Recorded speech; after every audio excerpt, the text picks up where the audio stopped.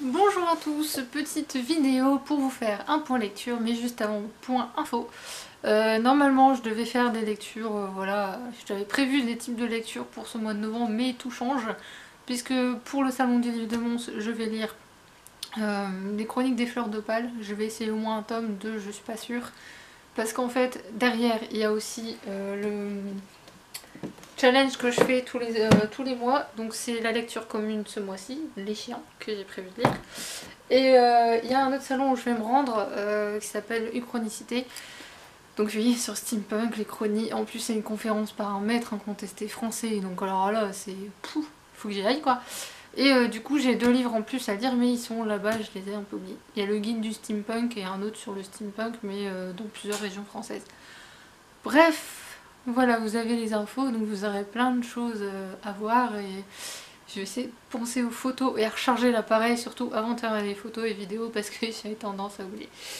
Bref, on va rentrer dans le vif du sujet. Petite vidéo spéciale point lecture, puisque en fait il n'y a que des livres de la même maison d'édition, Rouergue, parce que j'en avais 6 et enfin, coup de bol si on peut dire, même si bon.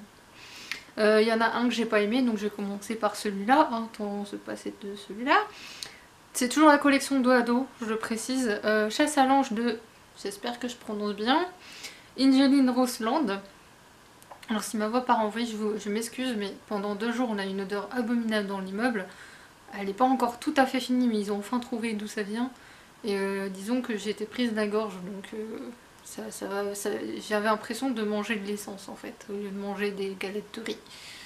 Enfin, soit. Pas d'inquiétude, hein. C'est rien de grave, je vous rassure. Ils ont trouvé, en fait, ça vient d'un garage. Enfin, soit. Pour revenir à ce roman, on suit une journaliste qui va essayer de voir ce que fait réellement une médium. Elle n'y croit pas, sauf que la médium va découvrir quelque chose qui va mettre la puce à l'oreille à cette journaliste, qu'elle va vouloir enquêter. Et normalement, ça devrait m'intriguer, ce genre d'intrigue. Le truc, c'est que ça n'a pas marché avec moi. Rien que la tonalité du roman m'a pas plu du tout. J'ai pas aimé. Alors, j'aime bien le cynisme chez les personnages quand il est bien fait. Ici, il est très mal fait. Il y a un côté très froid. Il y a un côté. Il y a une vulgarité. En fait, c'est ça, la vulgarité sous-jacente que j'ai pas aimé. Et à un moment donné, une discussion entre le personnage central et sa meilleure amie, qui est juste d'une vulgarité que j'ai rarement vue dans un roman. À destination d'ado, je suis. Voilà quoi. On n'est pas censé leur apprendre la vulgarité. Mais enfin, soit. Et en plus de ça, il y a des choses qui sont aussi tolérées. Je veux dire, la maman, elle se shoot, voilà. Je suis assez. En fait, ce qui m'a vraiment gêné, c'est cette écriture. Je sais pas ce qui est pas passé avec moi, mais c'est vraiment pas passé au point que quand j'ai feuilleté un peu vers la fin en me disant ça va me donner envie de lire, ça m'est déjà arrivé sur un roman où j'arrivais pas à avancer dans ma lecture. J'ai feuilleté un peu vers la fin pour voir l'évolution et j'ai eu envie de continuer du coup. Là, non. Non, j'étais déçue de l'arrêter parce que j'aime pas arrêter un roman, mais en même temps, je voyais les autres de la même collection qui m'attendaient et je me disais, mais tu vas trouver mieux. Forcément, tu vas trouver mieux. Donc voilà, abandon. Donc je ne chroniquerai pas sur le blog, je vous le dis d'office parce que j'ai lu que 70 pages sur les 220. Et en plus, j'ai rien à dire honnêtement. Donc voilà, exceptionnellement, il n'y aura pas de chronique. Et il fait déjà bien noir, mes gens, dehors. Enfin, souhaite. Passionnément à ma folie de Gladys Constant. Alors le précédent c'était dos à dos noir, là c'est dos à dos, et je crois que tous les autres c'est dos à dos. Ouais, il me semble. Hein. Oui, c'est ça. Donc tous les autres c'est la collection dos à dos. Alors on suit une jeune fille qui s'appelle Gwen et qui a fait une tentative de suicide après que son petit copain l'ait larguée. Ça peut paraître anecdotique, sauf que ce petit copain est loin d'être le petit copain sympathique qu'on peut imaginer. Parce qu'au fil des pages, on se rend compte que cette jeune fille n'est pas juste tombée follement amoureuse d'un garçon, c'est qu'elle a été vampirisée, c'est le mot qui est employé dans le roman, et effectivement c'est comme ça qu'on peut voir les choses. Parce qu'il a utilisé son côté fleur bleue et innocent pour la faire devenir quelqu'un d'autre. Quelqu'un qui va dépendre entièrement de lui et il va l'isoler de tout ce qu'elle a, c'est-à-dire ses amis, sa famille. C'est assez violent parce que là on a le point de vue de la victime. On n'a pas un point de vue d'une victime adolescente qui plus est, qui a tout pour réussir, qui pour moi a un minimum de caractère quand même, et on se rend compte que caractère ou pas, quand t'es amoureuse, voilà quoi. Et on voit justement son évolution entre le moment où elle est dans un centre, j'imagine psychiatrique, c'est jamais prononcé comme tel, mais j'imagine, entre le moment où elle y entre, enfin où elle y entre, oui, on va dire ça comme ça, où pour elle c'est encore son Dieu, il faut qu'il revienne auprès d'elle, etc. Et tout doucement son cheminement a réalisé enfin qui est réellement cet homme, ce qu'il lui a fait réellement subir. Et là, c'est assez flagrant de voir à quel point elle était vraiment sous l'emprise de ce garçon. C'est assez violent et je trouve que ce roman est vraiment bien écrit. On voit vraiment l'évolution psychologique de cette jeune fille. Je ne prononce pas son prénom volontairement parce que ceux qui me connaissent savent pourquoi, ça me perturbe un peu. C'est personnel, hein. Moi ça m'a pas gêné dans ma lecture, mais c'est peut-être même... C'est stupide, hein, mais ceux qui me connaissent savent comment je m'appelle, et disons que mon diminutif c'est Gwen. Donc voilà. Donc pour ceux qui savaient pas, voilà, c'est fait. C'est pas vraiment une... Je le cache pas vraiment, hein, c'est parce que j'ai pas envie que... Voilà. Enfin, je sais même pas pourquoi je le cache en fait, mon prénom. Soit, tout est que, voilà, on m'appelle Gwen au quotidien, et que du coup, forcément, de lire le roman, de dire Gwen est une fille sympa et bonne élève, d'autant que c'était un peu comme ça qu'on me voyait à l'école. C'est très perturbant. J'avoue que, voilà, je sais pas si Gladys Constant passera par ici, mais c'est un peu perturbant vis-à-vis de moi-même. Voilà, du coup, c'est très très très bien fait. Je pense que c'est vraiment à lire, vraiment pour les adolescentes déjà, mais aussi les mères, pour les adultes aussi, parce que ça peut arriver à des adultes, quoi qu'on en dise, et j'espère que voilà, ça fera ouvrir les yeux peut-être à certaines, et moi il m'a beaucoup touché ce roman. Comme quoi. Ensuite, on va rester avec Gladys Constant, avec Le Mur des Apparences, qui était mon cadeau d'anniversaire. Donc pas très joyeux, hein, forcément, parce que qui dit dos à dos, forcément, c'est pas la joie. Et pour le coup, je mets une petite mise en garde avant de parler de ce livre. Je sais que certains n'aiment pas les violences faites aux enfants. Là, ici, adolescente. Mais disons qu'à la fin, on sous-entend quelque chose. C'est pas dit clairement, mais voilà, on comprend parfaitement. Et ce sous-entendu m'a profondément glacé le sang parce qu'on s'attend pas du tout à ça. La chute est vraiment... J'avoue que je m'attendais à plein de choses, mais certainement pas ça. Je m'en remets difficilement, j'avoue. Mais on va commencer par le commencement. Donc si vous n'aimez pas ce genre de choses, certaines choses qui sont faites à des enfants, voilà. Dites-vous bien qu'à la fin, si vous lisez, à la fin, il y a des choses qui risquent de pas vous plaire. Enfin, déjà moi ça me plaît pas, mais enfin soit. C'est une réalité après. On suit Justine, une lycéenne qui est victime de harcèlement à l'école, harcèlement psychologique, rarement physique.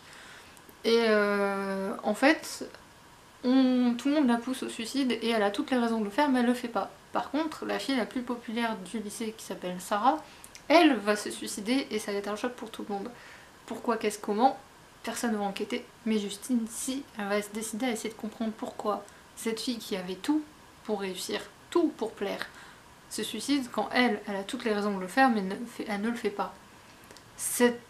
Le personnage de Justine est d'une intelligence que je trouve absolument incroyable. Parce que justement, malgré tout ce qu'elle a vécu, tout ce qu'elle s'est pris dans la figure, pardon, elle a une capacité d'analyse, de réflexion, d'observation assez incroyable. D'ailleurs, elle s'en sert justement pour comprendre Sarah, qu'elle a connue, parce qu'elles ont grandi ensemble quasiment, elles ont été dans les mêmes écoles, parfois dans la même classe, très souvent dans la même classe. J'ai été très très étonnée de ce roman qui dénonce le mur des apparences, c'est pas pour rien que ça s'appelle comme ça, le fait qu'on est dans une société où les apparences comptent plus que le reste et que sans les apparences on n'obtient rien. Et c'est à peu près ce qu'on découvre sur Sarah d'ailleurs, c'est que justement son apparence lui a permis d'avoir tout ce qu'elle voulait. Peut-être trop, parce que justement il y a les différences de classe sociale, les différences d'orientation sexuelle, de religion, de vie aussi, parce que là en l'occurrence on arrive à nous parler de choses mais qui n'ont rien à voir. On pourrait penser que ça n'a rien à voir, mais ça a une importance dans la construction des personnages. On parle aussi de la couleur de peau, parce qu'à un moment donné Justine va se retrouver en contact avec un groupe de filles qui sont black et qui vont l'accueillir à bras ouverts, Et on va découvrir que l'une d'entre elles, ses parents ont vécu quelque chose au Congo d'assez violent. J'ai pas le souvenir de ce moment d'histoire parce que comme le dit si bien ce personnage, ça on trouvera jamais dans les livres d'histoire, ni à l'école on nous en parlera. C'est à nous de chercher en fait. Et j'ai beaucoup aimé les messages passés par ce roman qui sont très humains, qui montrent bien qu'on nous cache énormément de choses à tous les niveaux de la société et que les plus petits aussi bien que les plus grands nous cachent des choses. Tout le monde est au même niveau à ce niveau-là. J'ai aussi beaucoup aimé la petite sœur de Sarah, Lumila, qui va se prendre d'affection pour Justine, qui va l'appeler à l'aide. Et ce personnage est juste tellement touchant. J'ai envie de faire comme Justine, de la prendre dans mes bras, lui dire mais ça va aller. Et Jordan, que j'ai été partagée entre l'envie de le baffer et en même temps de le comprendre, parce que lui pour le coup ce qu'il cache c'est... Enfin Justine est la seule à le savoir, mais ce qu'il cache est assez... peut paraître basique, mais comme Jordan le lui rappelle, on a beau être au 21e siècle, il y a des choses qui changent pas.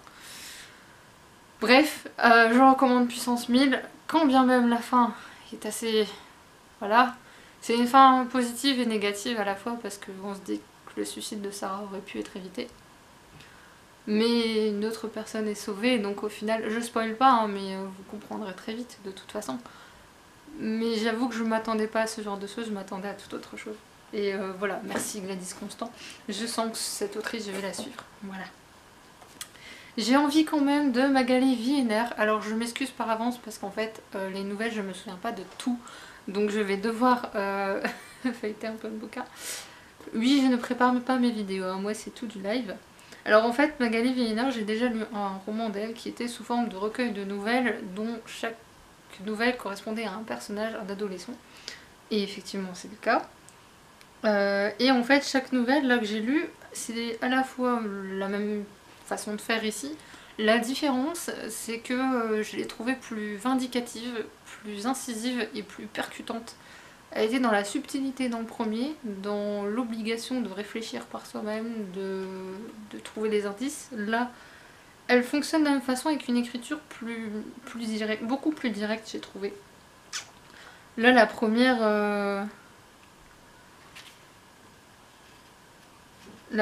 enfin, j'avoue que j'ai peut-être été un tout petit chouïa, je le considère un petit peu en dessous de l'autre, parce que j'ai eu moins de surprises, moins d'éléments de surprise. Il y en a juste une qui m'a mis... Je crois que l'histoire du couscous, mais voilà. C'est Chiara aussi, Chiara le féminisme. Ça parle du féminisme et surtout des familles riches. C'est la place de la femme et elle est vraiment incroyable. Camélia aussi est très très très touchante sur le harcèlement aussi à l'école et surtout sur l'évolution du corps féminin aussi. C'est très très intéressant, très très bien fait. C'est ça qui m'épate le plus avec cette autrice. C'est le fait de passer justement de ces émotions-là si fortes. Sacha, voilà, c'est celle de Sacha que j'ai vraiment kiffé absolument quoi. C'est...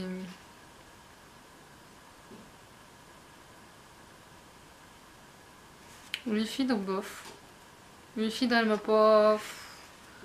Après oui, c'est du point de vue adolescent, si ça peut le bouleverser, mais de mon point de vue à moi en tant qu'adulte, non. Ça m'a pas fait grand chose. Après, j'avoue que les autres, je m'en souviens moins.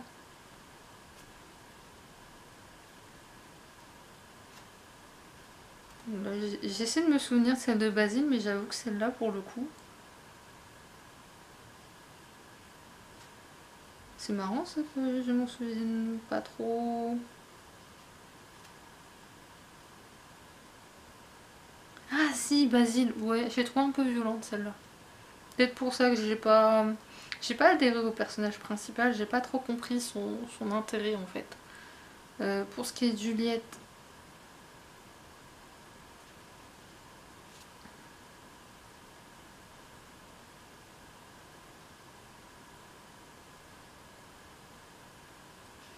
ouais, Juliette c'est sur l'IVG donc ouais, il est assez dur quand même, mais en même temps très beau. Anna Rose, oui, la mère c'est incroyable quand même, Anna Rose. C'est sur l'astrologie, sur le destin, sur rater ou pas le coche. Et j'avoue que la finition, jolie, jolie. Il fallait y penser. Jules, non, je crois que Jules m'a énervé, je l'aurais frappé aussi, je crois. Je peux dire aussi parce que je suis pas la seule à le faire. Et Valentine, oui, c'est la dernière qui a l'image du titre. Et c'est justement le danger de vouloir être aimé, quitte à ne plus être celle qu'on est. Encore une fois. Minuit à la caravane de Sylvie Dezor. J'espère que ça se dit comme ça. Lucille a perdu sa maman depuis plusieurs années. Son père a tendance à se laisser aller, elle en a marre et elle décide d'aller vivre dans la caravane qui appartenait à sa maman qui est devant la maison. Ce roman est très beau, il est d'une beauté incroyable. On aborde tellement de sujets différents qui sont juste sublimes les uns tous. Les personnages, je les ai adorés. J'ai beaucoup aimé le fait qu'elle s'attarde pas sur des romances non plus. Qu'elle les sous-entend, mais c'est bon, on passe, c'est pas le sujet quoi. Les romans c'est juste pour faire plaisir aux adolescents qui vont lire, c'est un peu ça l'idée, mais en soi l'histoire de fond est vraiment super intéressante, super jolie. Ça montre bien aussi que dans certains coins, je vais nommer aucune ville, hein, je sais pas, la mienne par exemple, il n'y a rien pour les jeunes. Et après on va s'étonner que les jeunes font n'importe quoi. Ici ils font pas n'importe quoi, ils vont plutôt justement aller voir la mairie et dire c'est bien de s'intéresser aux personnes âgées, etc. Mais il y a nous. On pourrait pas avoir un coin, nous, on pourrait s'exprimer, on pourrait faire quelque chose. Ou... Voilà. Si la ville me regarde. Ça m'étonnerait. Je suis pas sûre qu'ils soient très informés sur mon blog, enfin soit. Mais oui, c'est vraiment super bien fait sur ses envies aussi, l'avenir aussi qui est abordé. Et j'ai juste eu un... Ouais, c'est pas une déception, mais j'aurais aimé quand même que Lucille retourne dans cette fameuse maison qu'on découvre au tout début du roman. On la revoit pas par la suite. Mais je comprends aussi pourquoi. Parce que bon, la fin est très jolie. Mais voilà, j'ai pas grand chose à dire. Je peux pas aborder là les sujets comme ça parce qu'il y en a beaucoup aussi. C'est ça que j'aime bien, les romans sont fins mais ils sont tellement denses, il y a tellement de sujets. Ils vous abordent pas seulement la relation père-fille ici, ils vous abordent aussi l'amitié, ils vous abordent aussi les convictions de se battre pour ses idées, l'amour aussi un petit peu, parce que bon, l'amitié aussi, ça je l'ai dit, l'acceptation des autres et des différences, très important, parce qu'il y a un personnage qui vient des îles en fait, dedans. Et pour lui, il se retrouve à Limoges, donc entre soleil et pluie, voilà quoi. Et lui, ça me plaît bien, il aime bien. Et enfin, un dernier, alors là, je sais que ma meilleure amie, je lui prêterai, parce qu'elle, elle va adorer. Elle risque de pleurer aussi dessus, mais j'avoue que moi, il m'a tordu le ventre un peu. Titan noir de Florence Aubry. Donc voilà, je crois que rien que l'image de la couverture vous aura aiguillé. On parle d'un orque en fait, enfin d'une orque, parce qu'on dit d'une orque qui se retrouve, qui est dans un parc et Elfie qui cherche un job d'été va se retrouver embauchée en CDI et au fur et à mesure elle va, voilà, à un moment donné elle va être la dresseuse de cette orque là. Sauf que cette orque a une histoire particulière puisque c'est une tueuse. C'est-à-dire qu'elle refuse l'enfermement et que du coup, pour se venger au fur et à mesure, c'est la vengeance, c'est un plat qui se mange froid, c'est exactement ce qu'elle fait. Donc elle a déjà tué 2 personnes, on l'a rebaptisée et elle s'appelle Titan. Enfin, il s'appelle Titan puisque c'est un mâle. On suit parallèlement l'histoire de Elfie, son évolution, etc. Et parallèlement, on suit, on sait pas qui, l'histoire de Titan en tout cas, qui s'appelait Oscurus avant. Et j'avoue que les pages au fur et à mesure m'ont glacé le sang parce que vraiment il y a des parcs, je sais que ça existe, hein. La violence sur les animaux dans certains parcs je le sais, mais je me suis jamais arrêtée. Je vous avoue que je me dis les associations sont là, c'est horrible hein, ce que je dis, j'en ai bien conscience, mais... Et d'un coup de lire ça je me suis dit mais les autorités françaises, suite à ça, parce que c'est suite à l'histoire, enfin c'est l'équivalent, il y a une autre orque tueuse qui a vraiment existé en France. Ils ont demandé à ce qu'on arrête la reproduction des dauphins et des cétacés de taille, de certaines tailles, voilà, je sais plus comment le dire.